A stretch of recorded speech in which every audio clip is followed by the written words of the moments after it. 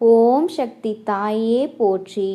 என் அன்பு குழந்தையே, யார் இந்த தாயானவளிடத்தில் உண்மையான அன்பு வைத்திருக்கிறார்களோ அவர்களுக்கு மட்டுமே இந்த அம்மாவினுடைய வாக்கானது கண்ணில் படும். அவர்களால் மட்டுமே இந்த வாக்கினை முழுமையாக கேட்க முடியும் என்பதனை நீ புரிந்து கொள்ள வேண்டும். இந்த வாக்கினை நான் முழுமையாக கேட்கச் சொல்வதற்கு முக்கியமான காரணம் என்னவென்றால், என் பிள்ளைக்கு எதிராக சில பேர் சதி செய்து கொண்டிருக்கின்றார்கள். என் தங்க குழந்தையே, அந்த சதியானது வெற்றியடைய வேண்டும் என்று இந்த தாயானவளிடமே வந்து வழிகேட்டு நின்று கொண்டிருக்கின்றார்கள். என் தங்க பிள்ளைக்கா நீங்கள் சதி செய்கிறீர்கள்? அதுவும் என்னுடைய உதவி வேண்டும் என்றா கேட்கின்றீர்கள்? இதை அன்பு பிள்ளையிடம் நான் தெரிவிக்க வேண்டும் என்று நான் இன்று உன்னிடம் வந்து அனைத்து விஷயத்தையும் சொல்லி கொண்டிருக்கின்றேன். என் தங்கமே, இந்த பதிவினை நீ கேட்கின்றாய் என்றால் நிச்சயமாக முழுமையாக கேட்க வேண்டும். ஏனென்றால் என் தங்க குழந்தைக்கு கொஞ்சம் உஷாராக நீ இருக்க வேண்டும் அல்லவா? ஆபத்திலிருந்து நீ தப்பிக்க வேண்டும் அல்லவா?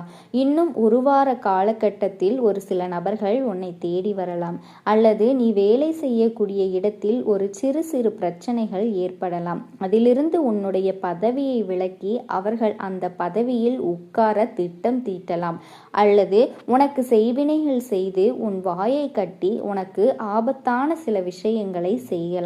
அதனால் என் தங்க குழந்தையே, உனக்கு பின்னால் சூழ்ச்சி நடக்கின்றது என்று நான் சொல்வதனை உன் இல்லத்தில் உடனடியாக நீ செய்துவிட வேண்டும். இப்பொழுது உன்னை எச்சரிக்கைப்படுத்துவதற்காகவும் நீ கவனமாக இருப்பதற்காகவும் நான் சொல்வதனை கேட்டு உன் இல்லத்தில் நீ இதை செய்துவிட்டால் இந்த பிரச்சனையிலிருந்து உனக்கு அத்தனையும் நீ காப்பாற்றி கொள்வாய் என்பதனை இன்று நீ மறந்துவிடாதே. அதனால் என் தங்கப்பிள்ளையே, காப்பாற்றுவதற்கு இந்த தாயானவள் நான் வந்திருக்கின்றேன். அதை கடைபிடிப்பது உன்னுடைய கடமை என்பதனை நீ மறந்துவிடாதே. இந்த அம்மாவினிடத்தில் வாக்கை முழுவதுமாக கேட்டு எது எந்த விஷயம் எப்படி எதை கடைபிடிக்க வேண்டும் என்பதனை நீ அனைத்தையும் தெரியப்படுத்த போகின்றேன் என் தங்க குழந்தையே. அதனால் இதனை நீ தைரியமாக கேட்க வேண்டும். ஒரு சில நபர்கள் உன் பின்னால் சூழ்ச்சி நடத்தி கொண்டிருக்கின்றார்கள். ஏனென்றால் அந்த நபர்கள் உன்னுடைய வேலையில் சில விஷயத்தை செய்து கொண்டே இருக்கிறார்கள். அந்த வேலையில் உன்னை அமர வைக்க விடாமல் அவர்கள் அந்த இடத்தை பிடிக்க வேண்டும் என்று கெட்ட எண்ணத்தோடு தெரிந்து கொண்டிருக்கின்றார்கள். ஒரு சில நபர்கள் உன் உறவை அவர்களினுடைய உறவாக மாற்ற வேண்டும் என்றும் காத்து கொண்டிருக்கின்றார்கள். உன்னுடைய வாழ்க்கையிலிருந்து முழுவதுமாக உன்னுடைய உறவினை நிரந்தரமாக பிரிக்க வேண்டும் என்றும் சூழ்ச்சி செய்து கொண்டிருக்கின்றார்கள். நீ காலமெல்லாம் கண்ணீர் சிந்த வேண்டும் என்றும் இனி சேர்ந்து வாழவே கூடாது என்றும் திட்டம் தீட்டிக் கொண்டிருக்கின்றார்கள். உன் வாழ்க்கை நன்றாகவே இருக்கக்கூடாது என்று நினைக்கின்றார்கள். இது போன்ற கொடும் செயல்களை எல்லாம் செய்யக்கூடிய நபர்கள் யார் தெரியுமா?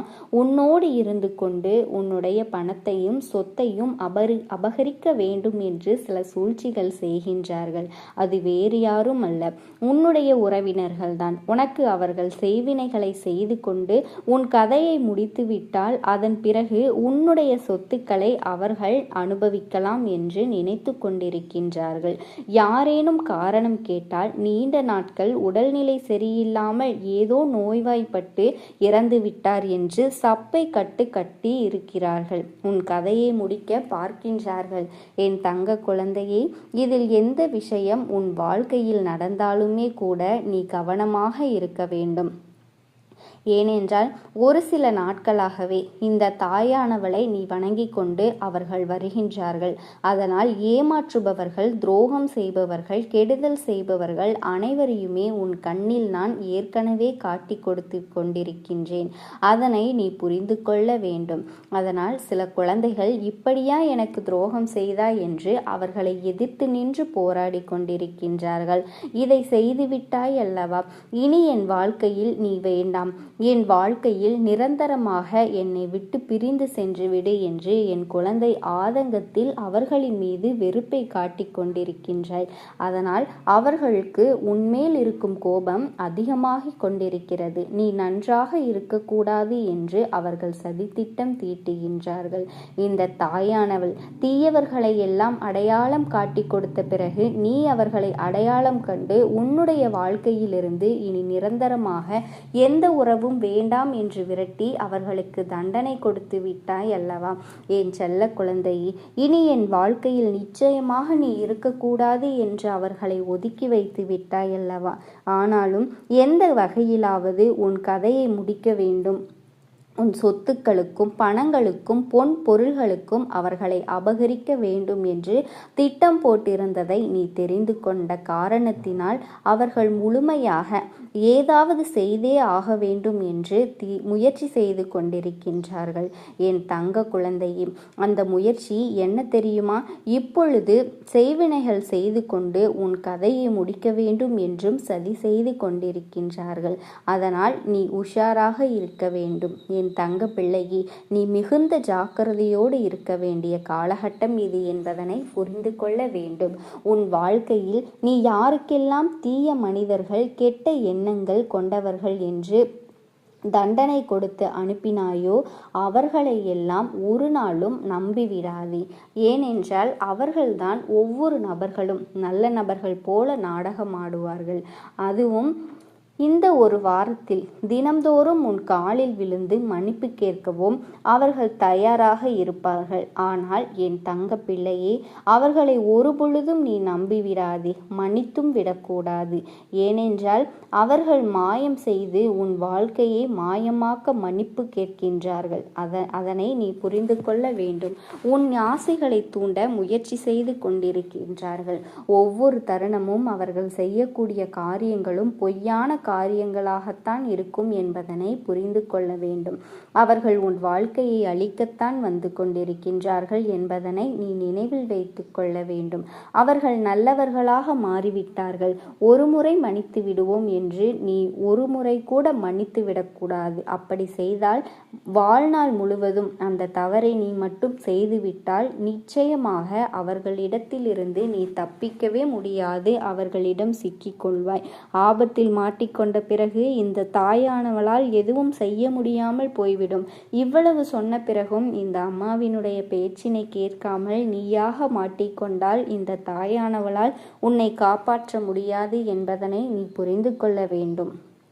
என் தங்க குழந்தையே, இன்னும் ஒரு வாரத்திற்கு யாரெல்லாம் உன்னை ஏமாற்றினார்களோ, யாரெல்லாம் உனக்கு துரோகம் செய்தார்களோ, அதை மட்டுமல்லாமல் நானாக உனக்கு காட்டி கொடுத்தவர்களோ உன்னிடத்திலே வந்து யாராவது உனக்காக வேண்டி வந்தேன், இந்த கயிறை கட்டிக்கொள், இந்த திருநீரை பூசிக்கொள், இந்த எலுமிச்சம்பழத்தை கொடுத்தாலோ இதை சாப்பிடு, உனக்காக கோவிலிலிருந்து வாங்கி வந்தேன் சாமி பிரசாதம், இதை வீட்டில் வைத்துக்கொள் என்று உன்னிடமோ அல்லது உன்னுடைய குழந்தைகளினிடமோ கொடுத்தால், வீட்டில் யாரிடமாவது கொடுத்தால் அதனை உடனே வாங்கிவிடக்கூடாது என்பதனை நீ நினைவில் வைத்துக்கொள். இவர்கள் மாறிவிட்டார்கள், இவர்கள் திருந்தி விட்டார்கள் என்று இவர்களை நீ நம்பி மோசம் போய்விடாதே என்பதனை நீ நம்பிவிடு. அப்படி நம்பிவிட்டால் நிச்சயமாக மிகப்பெரிய ஆபத்தில் நீ மாட்டிக்கொள்வாய்.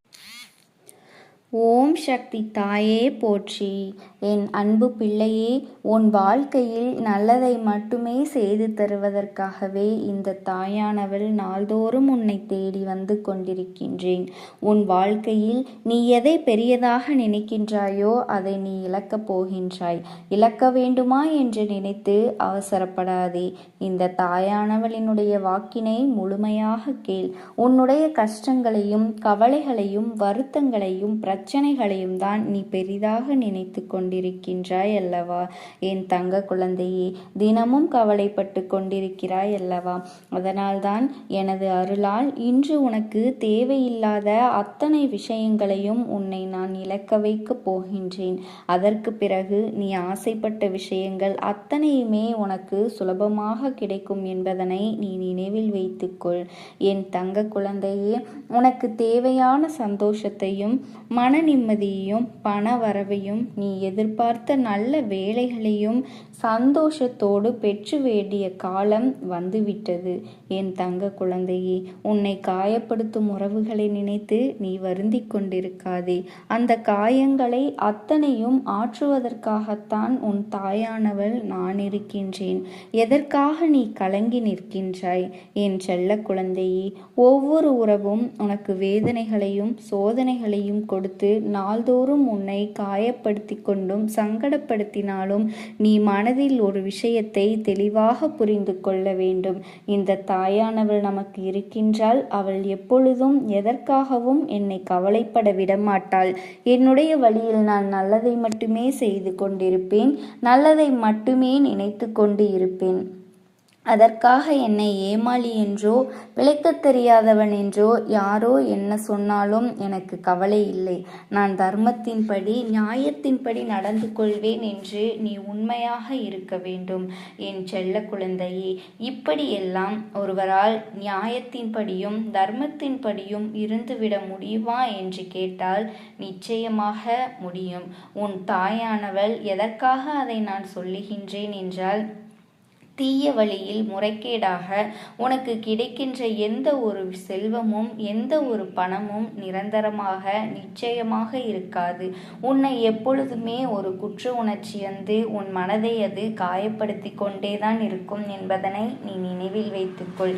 அதனால்தான் உனக்கு எது கிடைத்தாலும் என்ன கிடைத்தாலும் அது நேர்மையான வழியில் கிடைத்தால் உன்னை வாழ்நாள் முழுவதும் சந்தோஷமாகவும் மன நிம்மதியோடவும் உன்னை இருக்கச் செய்யும் என்பதனை நீ மறந்து விடாதே. நல்லதை மட்டுமே நினைத்து கொண்டு நான் என் பாதையில் செல்லப் போகின்றேன் என்று நீ தெளிவோடு இருக்கவும் வேண்டும். நிச்சயமாக இதனை நீ சொல்ல சொல்ல அந்த அற்புதம் உன் வாழ்க்கையில் நிகழ்ந்துவிடும் என்பதனை நினைவில் வைத்துக்கொள். அதை நானே உனக்கு செய்து கொடுப்பேன் என் தங்க குழந்தையே. உன்னிடம் என்ன இருக்கின்றது என்பது பார்ப்பதை விட உன்னிடத்தில் என்ன இல்லை என்பதனை நீயே புரிந்து கொள்ள வேண்டும். உன்னை பற்றி தவறாக கேலி பேசும் மனிதர்களை நீ ஒருபொழுதும் கண்டு கொள்ள வேண்டாம். அதனால் யார் என்ன சொன்னாலும் நீ வருத்தப்படாதே, கலங்காதே. மற்றவர்களை எதிர்பார்த்தும் நீ நிற்காதே. மற்றவர்களின் போலியான அக்கறையை நம்பி நீ ஒருபொழுதும் ஏமாந்து விடாதே. அவர்கள் அக்கறை காட்டுவது எதற்கு தெரியுமா? உன்னை வேறொரு இடத்தில் மட்டம் தட்டி பேசுவதற்காகத்தான் என்பதனை புரிந்து கொள். உண்மையான அக்கறை காட்டுவது போல நடித்துவிட்டு வேறொரு இடத்தில் நான் இல்லாவிட்டால் இவர்களால் இதை செய்திருக்கவே முடியாது, இவர்கள் பிழைத்திருக்கவே முடியாது என்று என்னாலேயே இவர்கள் இன்னும் நடமாடி கொண்டிருக்கின்றார்கள் என்றெல்லாம் பேசுவது எந்த வகையில் நியாயம்? இது எல்லாமே போலியான அக்கறை என்பதனை நீ புரிந்து கொள்ள வேண்டும். இது எந்த வகையிலும் சேராது என்பதனை நீ நினைவில் வைத்து கொள்ள வேண்டும். அப்படிப்பட்ட உலகத்தில்தான் இப்பொழுது நீ இருக்கின்றாய் என் தங்க குழந்தையே. உனக்கான சோதனைகள் எல்லாம் உன் மனதை குழப்புவதற்காகவும் உன்னுடைய தைரியத்தை குறைப்பதற்காகவும் தான் உன்னை சுற்றி சுற்றி இருப்பவர்களால் உனக்கு நடந்து கொண்டிருக்கின்றது. கூடிய விரைவில் உனக்கு எல்லா நன்மைகளும் கிடைக்க வேண்டும் என்றால் நிச்சயமாக உன்னை சுற்றி நடக்கக்கூடிய விஷயங்கள் எல்லாம் எதற்காக நடக்கின்றது என்பதனை இப்பொழுதாவது நீ புரிந்து கொண்டு உனக்குள் மனதைரியத்தையும் தன்னம்பிக்கையையும் நீ இனியாவது வளர்த்து கொள்ள வேண்டும் என் தங்கமே. ஏனென்றால் உனக்கு அத்தனை சோதனைகளையும் கொடுத்து நன்மைக்குத்தான் இந்த தாயானவள் நான் சொன்னபடி உன்னுடைய திறமைகளை நீ வளர்த்து கொள்ள வேண்டும் என் தங்க குழந்தையே. சோதனைகளை கடந்து செல்லாமல் உன்னால் சாதனைகளை ஒருபொழுதும் சாதிக்க முடியாது. அது மட்டுமல்லாமல் உனக்கு மன உறுதியும் பொறுமையும் மிக மிக முக்கியம் என்பதனை புரிந்து கொள். வானத்தை எத்தனையோ கருமேகங்கள் சூழ்ந்திருந்தாலும் சூரியனை ஒருபொழுதும் மறைத்து வைக்கவும் ஒளித்து வைக்கவும் முடியாது. அதே போலத்தான் உனக்கு எத்தனை கஷ்டங்கள் வந்தாலுமே பிரச்சனைகள் தொடர்ந்து கொண்டே இருந்தாலுமே கூட உனக்குள் இருக்கக்கூடிய அசாத்தியமான திறமைகளை நீண்ட நாட்கள் மறைத்து வைத்திருக்க முடியாது. என் அன்பு குழந்தையே, உனக்கான சோதனைகள் வரும்பொழுது அதிலிருந்து போராடி நீ மீண்டு வர வேண்டும். என் தங்க குழந்தையே, அதன் மூலமாகத்தான் உன்னுடைய வாழ்க்கை பிரகாசமாகவும் மாறப்போகின்றது. உன்னை சுற்றி இருக்கக்கூடிய குடும்பங்களும் உன்னை பார்த்து பொறாமைப்படும்படி நீ வாழ்ந்து காட்டப் போகின்றாய். என் தங்க குழந்தையே, எல்லோருடைய வாழ்க்கையிலும் வசந்த காலமும் ஒன்று வரும் அல்லவா? அந்த வசந்த காலம் உனக்கு கூடிய விரைவில் நிச்சயமாக வரப்போகின்றது. அதில் எந்த ஒரு மாற்று கருத்தும் இல்லை. அதை நான் இந்த தாயானவள் உறுதியாக உனக்கு வாக்களிக்கின்றேன். உன்னுடைய நல்ல மனதிற்கு நிச்சயமாக நல்லது மட்டுமே நடக்கும் என்பதில் எந்தவித மாற்றமும் இல்லை. அதற்கு உனக்கு உன் வாழ்க்கையில் நீ இழக்கப் போவதால் மட்டுமே அது உனக்கு கிடைக்கும் என்பதனை நீ நினைவில் வைத்துக்கொள். என் அழகு பிள்ளையே, எப்படியெல்லாம் உன் வாழ்க்கையை நீ வாழ வேண்டும் என்று ஆசைப்பட்டாயோ, கனவுகளை நீ கண்டாயோ, அதையெல்லாம் நீ வாழ்ந்துவிட வேண்டும் அல்லவா? என் குழந்தையே, யாரோ எது வேண்டாமானாலும் சொல்லிவிட்டு போகட்டும். நீ எப்பொழுதும் போல உன்னுடைய வேலைகளை நீ செய்து கொண்டே இரு. இந்த தாயானவள் எப்பொழுதும் நான் உனக்கு துணையாக உன் வாழ்க்கையில் வந்து கொண்டே இருப்பேன். இப்பொழுது என்ன நடக்குமோ என்ற பயத்தோடு நீ வாழ்ந்து கொண்டிருக்கின்றாய்.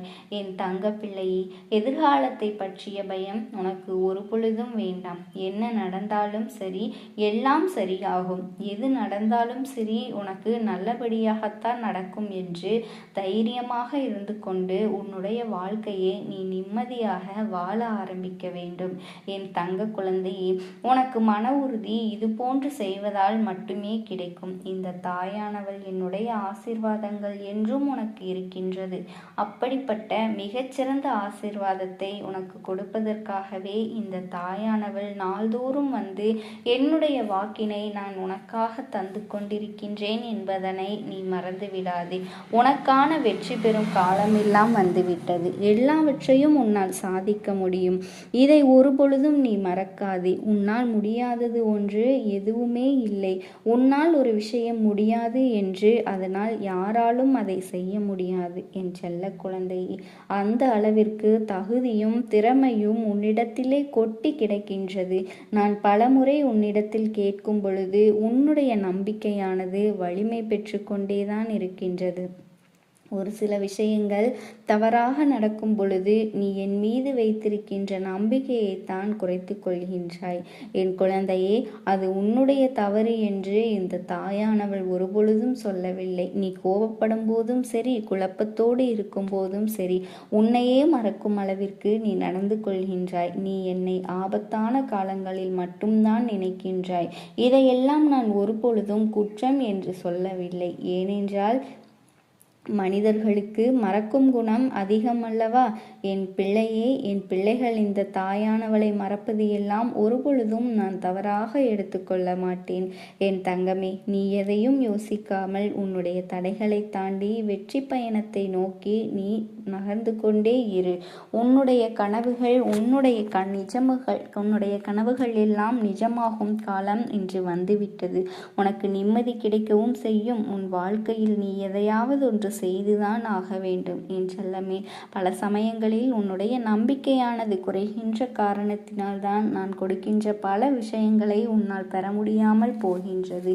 என் குழந்தையே, கோபப்படுகின்றவர்கள் அனைவரும் கெட்டவர்கள் கிடையாது. பொறுமையாகவும் அமைதியாகவும் இருப்பவர்கள் எல்லோரும் நல்லவர்களும் கிடையாது. இப்படி என்றும் உன் தாயானவள் நான் சொல்லவில்லை. என் குழந்தையே, என்னதான் உன் பக்கம் நியாயம் இருந்தாலும், நீ சொல்வது சரியாகவே இருந்தாலும் கூட உன்னுடைய முன்கோபத்தினால் உனக்கு நீயே எதிரியாக மாறிவிடுகின்றாய்.